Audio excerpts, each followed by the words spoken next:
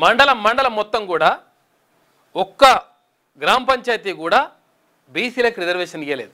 Clear అర్థం అయింది కదా స్టోరీ? ఇంకా క్లియర్గా నేను చూపిస్తాను ఇవన్నీ కూడా. మండలంలో ఒక్క గ్రామ పంచాయతీకి కూడా రిజర్వేషన్ ఇవ్వలేదు. మళ్ళీ ఇప్పుడు ఇది రిజర్వేషన్ ఇది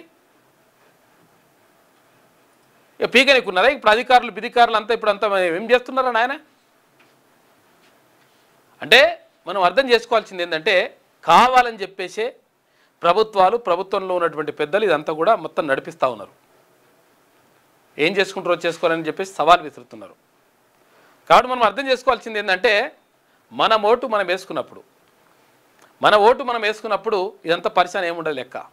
ఎవరినో అడుక్కోవాల్సిన అవసరం లేదు. రిజర్వేషన్ ఏమవుతున్నా నాయన? జనరల్ స్థానాలు ఉన్నాయి కదా, జనరల్ స్థానాలన్నీ కూడా బీసీలే. అప్పుడు లెక్క సెట్ అయిపోతుంది.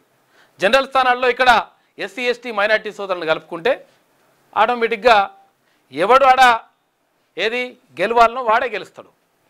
కాబట్టి దాని మీద దృష్టి పెట్టండి. అది చాలా ఇంపార్టెంట్ ఇప్పుడు. ఎందుకంటే 15-20 రోజులు కూడా లేవు ఎలక్షన్స్. చాలామంది అనుకుంటే ఇంకా నోటిఫికేషన్ కూడా రాలేదు కదా, టైం ఉంటుందేమో ఇదంతా అనుకుంటున్నారు. ఏముండదు, అంతా అడావిడి ఉంటుంది. నామినేషన్ వేసుడే, తర్వాత స్క్రూటినీ ఉంటుంది, ఎగిరిపోవడం, ఇదంతా నడుస్తూనే ఉంటుంది లెక్క. 20 రోజులు కూడా లేదు, నెల రోజులు కూడా లేదు టైము, 20 రోజులు కూడా లేదు. 20 రోజులల్లో మొత్తం ఎలక్షన్సే అయిపోతాయి, ఎన్నికలు పూర్తవుతాయి. దానికి మొత్తం రంగం అంతా సిద్ధం అయిపోయింది. ఇగో ఇటువంటి దుర్మార్గమైనటువంటి పరిస్థితులు నడుస్తున్నాయి.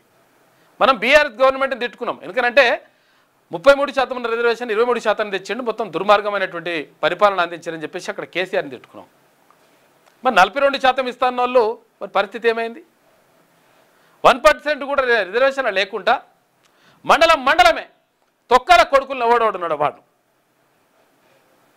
ఆఫీసర్లు ఏం పీకుతున్నారా నాయన? పీకరికి ఉన్నారా? గడ్డి పీకుతున్నారా ఏమన్నా? వేస్ట్ ఫెలోస్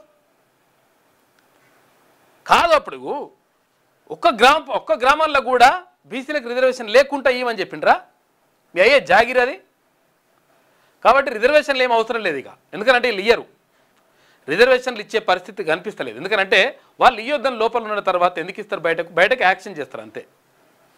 కాబట్టి ప్రజలందరూ ఆలోచించాల్సింది ఒక్కటే, ఏంటంటే గ్రామాల్లోకి పోయిన తర్వాత గ్రామాల్లో మనోడోడో మందోడోడో చూసుకుంటే లెక్క సెట్ అయిపోతుంది.